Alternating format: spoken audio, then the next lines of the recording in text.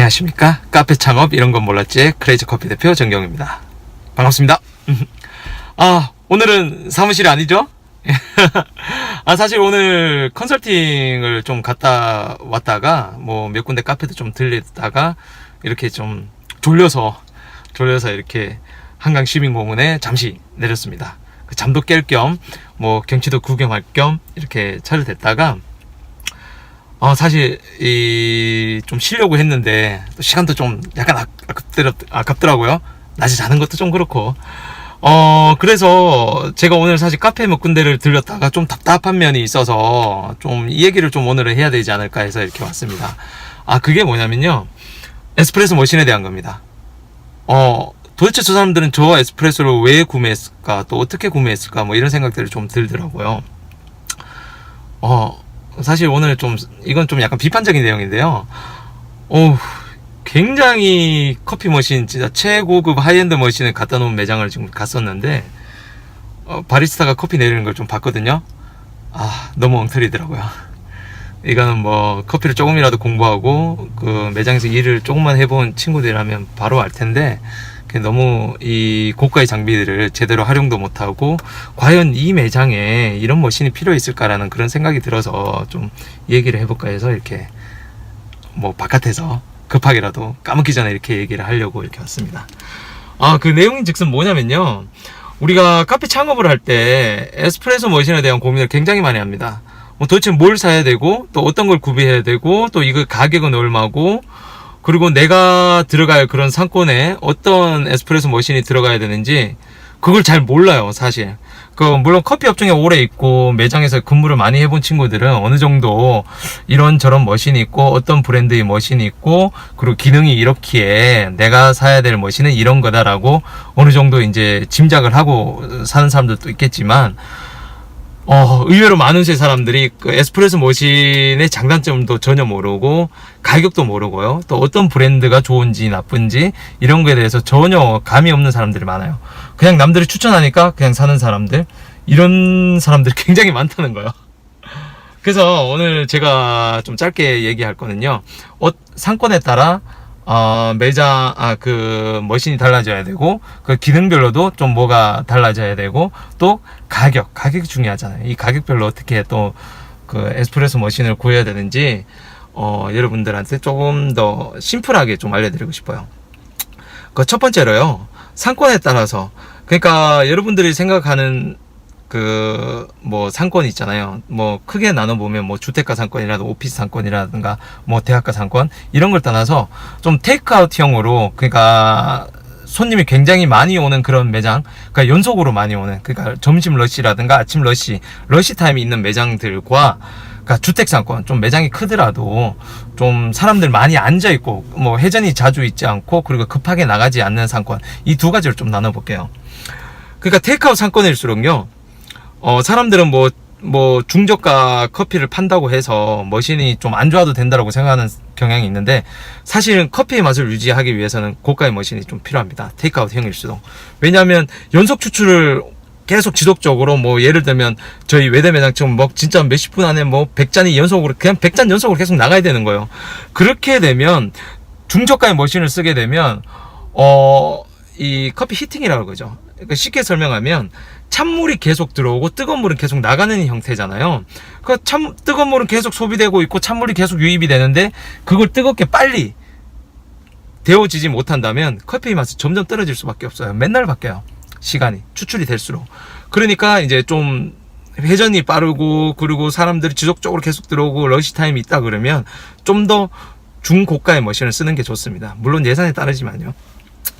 그리고 이제 주택가 상권 같은 경우는 좀 커피가 뭐 연속으로 굳이 안 나가도 돼요. 손님들이 어느 정도 앉아서 기다린다, 그죠? 이런 생각을 가지고 있기 때문에 조금 다소 늦게 나가도 상관이 없어서 커피를 좀 더 천천히 추출해도 좀 상관이 없습니다. 그러니까 상관이 없다기보다는 좀 더 괜찮다는 거죠. 손님들이 용인한다는 뜻인데, 그래서 뭐 연속 추출이 그렇게 많이 있지 않기 때문에 어느 정도 중저가의 머신을 구비해도 된다는 거죠. 자, 여기서 또 먼저 이제 기본적으로 알아야 될 점이, 상권이나 뭐 이런 걸 떠나서 왜 고가와 중가와 저가로 나뉘냐, 이런 얘기를 좀 먼저 또 해야 될 것 같네요. 이 세상에 싸고 좋은 건 없습니다. 그죠? 다들 동의하시죠? 네. 고가의 머신 같은 경우는요, 기능적으로 또 바리스타들이 좀 놓을 만한 그런 기능들이 굉장히 많고요. 놓는다는 의미는 커피를 가지고 다양한 변수 조절을 하면서 커피의 맛을 좀 자유자재로 가지고 논다는 뜻입니다. 이런 걸 할 수가 있고, 이런 걸수록 좀 고가의 머신일수록 어떻게 보면 바리스타의 좀 역량이 뛰어난 사람들이 더 잘 활용을 잘 할 수 있죠. 반면에 또 착각 중에 하나가 초보자일수록 고가의 머신이 실력을 커버한다고 하는데요. 절대 아닙니다.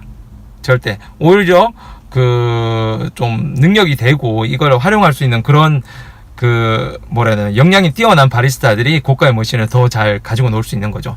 물론 실력이 좀 안 될 때 그냥 기본적인 성능만 가지고 본다고 그런다면 고가의 머신은 어느 정도 퀄리티를 유지할 수 있는, 커피의 퀄리티를 유지할 수 있는 그런 성능을 발휘할 수는 있습니다.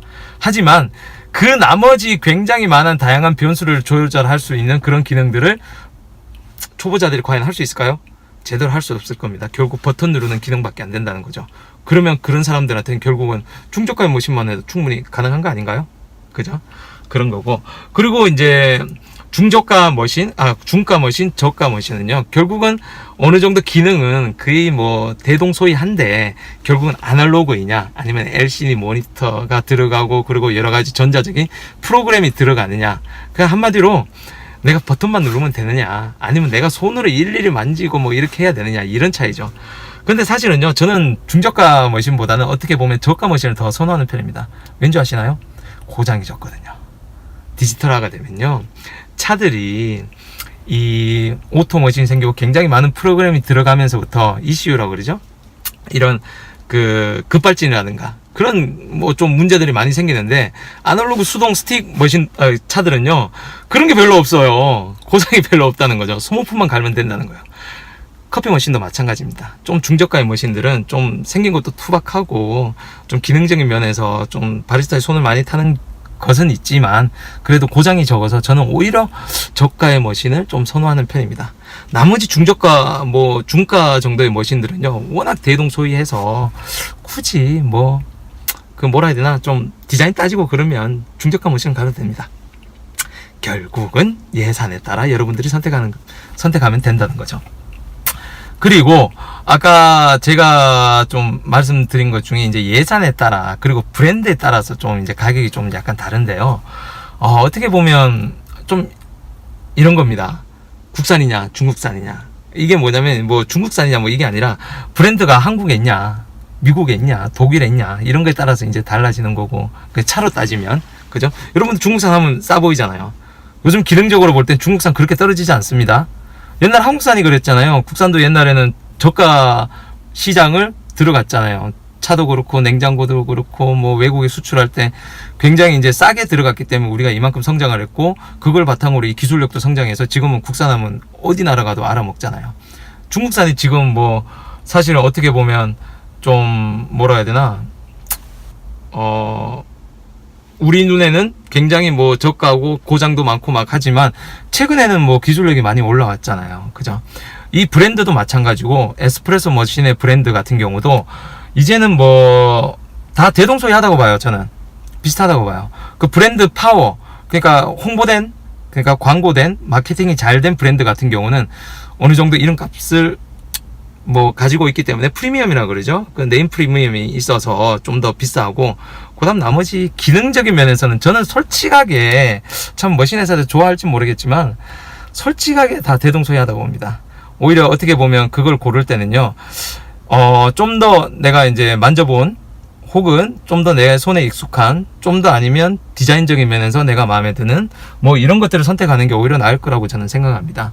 그래서 가격대 같은 경우는 여러 업체 알아보시고, 그냥 브랜드 따지지 마시고, 그 가격대라면 뭐 예를 들어서 600만원에서 800만원 사이다, 다 비슷합니다. 기능적인 면에서는. 그죠? 고가의 머신이 아닌 이상은 다 기능적 면에서 비슷하고 프로그램화된 게 조금씩 다를 뿐이지 뭐 크게 뭐 다르다고 생각하시지 않을 때요. 그리고 이제 마지막으로 이제 뭐 저가형 머신 같은 경우는 투박하고 하지만 고장률이 적기 때문에 어떤 브랜드나 저가형 머신은 다 비슷하다. 다만 중가든 저가든 고가든 제가 말씀드리고 싶은 건, 어떤 브랜드든지 간에 여러분들이 선택하는 거는 결국 AS가 잘 되는 그런 회사의 제품을 저는 선택하기를 바랍니다. 에스프레소 머신의 경우 같은 경우는 저 고장이 그렇게 잦은 편은 아닌데 뽑기가 또 잘못되면 이게 고장이 좀 있습니다. 그래서 이게 만약 에스프레소 머신이 한 대밖에 없는데 고장이 난다 그러면 여러분들 과연 매장 운영을 할 수 있을까요? 안 됩니다. 그래서 고장이 나더라도 즉각 AS 출동을 해주시는 그런 매장을 오시는 게 중요합니다. 알겠습니까? 그래서 뭐 에스프레소 머신은 이 기능적인 면에서는 제가 아까 중간에 뭐 하다 말았는데요. 이 고가일수록 뭐 여러 가지 좋은 기능들, 그러니까 이제 특히 열 조절이 아니라 열의 그 지속성, 이 커피를 내리는 그 온도의 그 지속성이 굉장히 좋고 편차가 없기 때문에 굉장히 좋은 거고요. 중저가는 뭐 여러 가지 뭐 그 기능들이 좀 떨어지기 때문에 중저가이고, 그래서 이런 부분에 대해서는 에스프레소 머신의 기능과 그 제빙기, 냉장고, 그라인더도 굉장히 중요합니다. 이런 것들은 다음 시간에 제가 좀 더 자세하게 설명을 해드리도록 하겠습니다. 오늘 제가 사실 이 한강에 나와서 이런 걸 하니까 좀 어색하네요. 차 안에서 하니까. 예, 다음 시간에 저 뵙겠습니다. 감사합니다. 바이바이.